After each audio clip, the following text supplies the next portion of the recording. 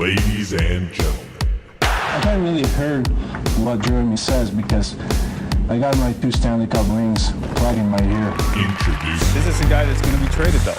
You're an announcer with a long stick from time to time. You think it's my fault? Is that what you're saying? This guy's such an idiot here. The Puck Luck Fantasy Podcast. Hello and welcome to the Puck Luck Fantasy Podcast. I'm your host, Dylan Sudemans, and right over there is your other host, Derek Sudemans. Today we're going to be breaking down the Stanley Cup final game. We could be seeing the cup tonight if Washington pulls one out. So hopefully we can make some money with this potentially being the last betting day of the year. Hopefully we can see Game 7 though. I'm hoping it goes all the way. What do we got today for the game? What do you think we're going to be up to? Yeah, so we're back to the showdown style for DraftKings. I'm just going to mention real quick, check out puckluckfantasy.com where we have all of our player rankings. We're sorting them now. If you check out the value tab by the showdown, make sure you follow along there because that's what we'll be using now.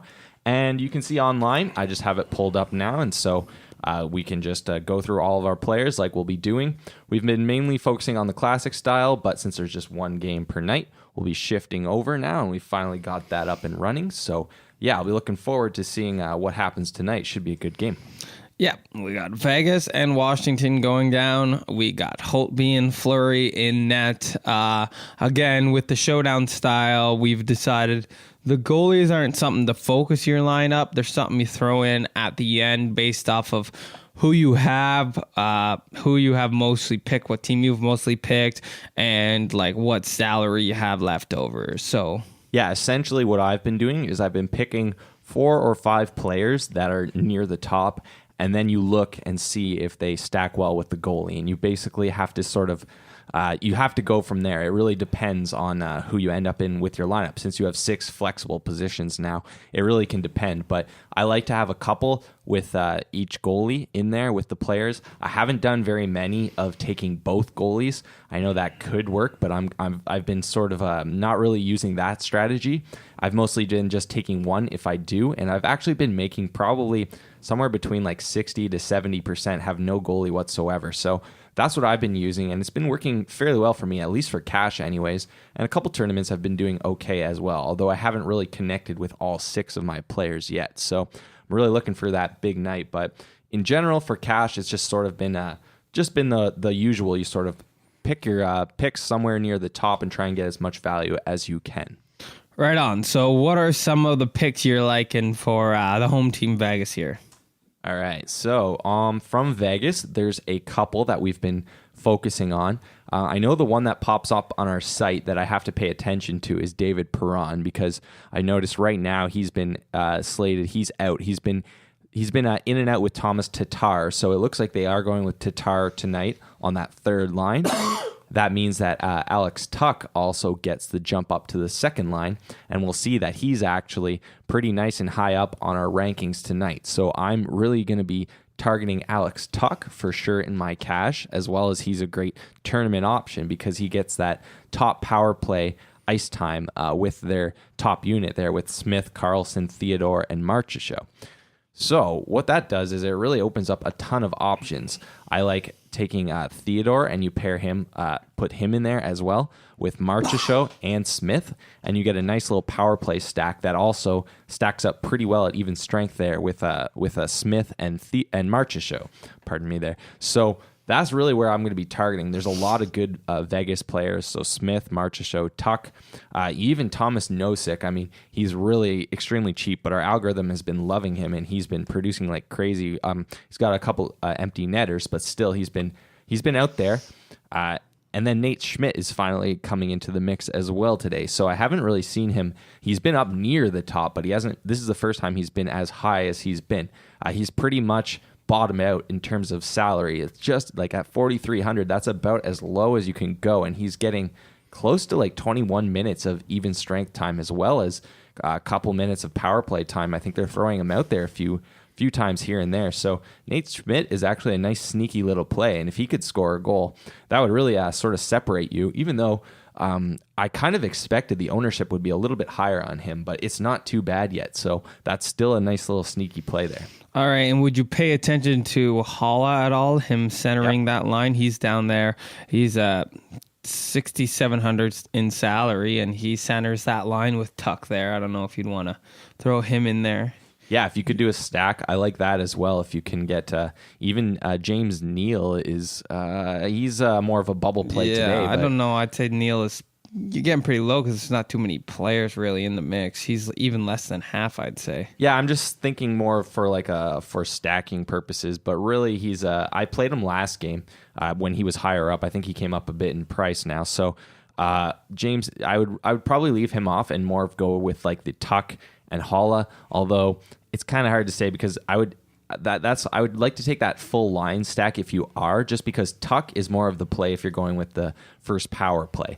So if you are taking that line, you'd kind of want the full thing there. And it's like he's about half, so it's reasonable if you're taking a full line stack. But that's also a pretty cheap line overall. So I don't even know if that would work. But so I'd kind of stay away from that. I think tonight I'll be sort of fading the full line stack anyways, and more of individually just sort of targeting Alex Tuck. Although I do like Erik Hala, and I've been on that line a little bit for most of these playoffs. All right. Is that it for Vegas? Did you want to move on to Washington? Yeah, I guess the only other thing I could say is Cullen Miller. We still really like him, even though he's playing with a broken nose for the end of the playoffs. I saw today that he's not going to see a doctor until the end of the playoffs. So, what's a broken nose? Yeah, I know. Usually, he'll be fine.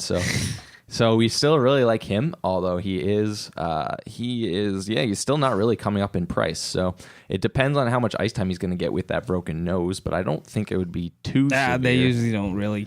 They'll put him out the next shift after a broken nose. I think so. It's happened before. So I'm not too concerned about that. That'd be the only thing I'd pay attention to, really. But I really like him, too. So he's right up there. And like I mentioned, basically all the other that we like, Shea Theodore as well, and then Nate Schmidt as well. So okay, so let's move on to Washington. What are we liking on the Washington end of this? Obviously, Ovechkin being that top price guy. But what else are we saying to go along with Ovechkin there? So there's really only a couple guys that I like with Alex Ovechkin tonight. So since they're on the road, I've actually noticed that Washington doesn't shoot a lot on the road. I think they're more going for the quality chances, but like we see with our algorithm here, Alex Ovechkin is the number one overall guy in terms of overall value as well as points. We got him expected over 6 points tonight, so that's quite a bit. As far as the high price guys go. Yeah, exactly, for sure. Well, even just overall, getting anywhere over 6 points is pretty good if we're projecting that. Right, many. yeah, So, that's a ton. but we've given him quite a boost of both power play and regulation ice time, as he's probably going to be out there most of the night. So I think that's probably why he's gotten quite up there. I don't really see many people jump above that 6 mark, but that would be why. So I like Matt Niskanen again. So we mentioned him on the last show there. He still hasn't scored, so he's going to be pretty low owned. I noticed that a couple of the other websites are starting to mention him as a good pick as well, just because of his rock bottom price, and he still does shoot the puck a little bit. So Matt Niskanen could be one of those guys, but the other one would be John Carlson. So, I was just going to mention him. Yeah, so he dipped down. I think so. Our algorithm obviously likes him a little bit more on the road compared to at home, just a slight amount. So he popped back up near the top today. So I would definitely pair him with Ovechkin if you're going to be going that way. That's a nice little pair. They get a lot of power play connection there. And really, that's kind of the only thing that's really the only other guys that I like. Yeah, it looks like the rest of the Capitals are filling out the bottom of the list here. Exactly. Tom Wilson could be the only other guy you would want because he does have that correlation. He's very expensive. Is his price coming up at 6.4? Just a little bit. Just a little. You notice even little price changes really affect the guys where they're only expected to get around like 2 points, fantasy points. So even little changes really affect those guys that have not very many projected fantasy points. But it's really all about Vegas tonight, which is good because hopefully they can get it done and keep this playoff series going. But yeah, really, it's all about just Ovechkin tonight, and then hopefully he'll get a hat trick. and then with a couple from Carlson maybe, and then it's all about Vegas on the other side, and then hopefully they get 5 or 6 goals, and then that would be ideal for me anyways. Yeah, and then again, we'll just mention fill out your line and then go with your goalie once you have your line almost filled out. However you're building it, what fits in best. We'll let you figure that out for yourselves. Yeah, for sure. And I just wanted to mention, just real quick with line matching, there's not a lot that's being applied today just because we know that the lines have been shuffled quite a bit, as well as we don't really know. Hasn't really been any like shut down line that Vegas or Washington has even tried to use on each other's lines. So it's really just a wash in terms of line matching, just moderately applied here and there. So that's what's been applied for tonight. Yeah, and who knows what happens with, I don't know, it being the final game. Who knows if a coach is going to go for a Hail Mary, if they're down by 1, it's the last game. Maybe they'll ride one player out. It's the last game. They might be tiring their top guys out, right? They could be playing. They don't care anymore. If you're Vegas and you're down, you're playing Marchessault and Carlson and Smith. Yep. That Even entire Tuck, period. I could see them throwing Tuck up on that top line. Yeah. So that's why I think he's especially valuable So tonight. I'd give the top guys on Vegas especially a bump tonight. They don't even need it because they're already up there. They're already up there, but even on top of that, they get a bump because if they are down, they're gonna be riding them top guys for sure. With it being a do or die game. I think so. So just a slight extra bump to the Vegas guys. Right on. Why don't we get to the puck luck picks? You want to give us your favorite guys in each price range? Yeah, so I picked 3 guys today. So right at the top, I'm going to go back to Ovechkin tonight at 12.5K. So he's really my only Capitals player that I'm targeting tonight. Then in the middle, I'm going to go with Riley Smith at 8.7K. So he's really been that's pretty low for him. He's sort of in one of the valleys in terms of his price. And then my last guy will be Shea Theodore, and he's at 5.9K today, which is really cheap for sort of that lower defenseman who still gets all that power play time.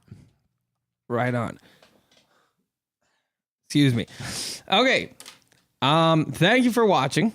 We'll wrap things up here. Don't forget to check out the website, puckluckfantasy.com. Everything we've been talking about, you'll find it on there. Just check out all our rankings and stuff. Follow us on Twitter. We tweet sometimes. You can keep up to date. You can tweet at us, ask us any questions. Subscribe to our podcast on Stitcher, SoundCloud, iTunes. And thanks for watching. We'll see you next game, hopefully, if it goes to another one.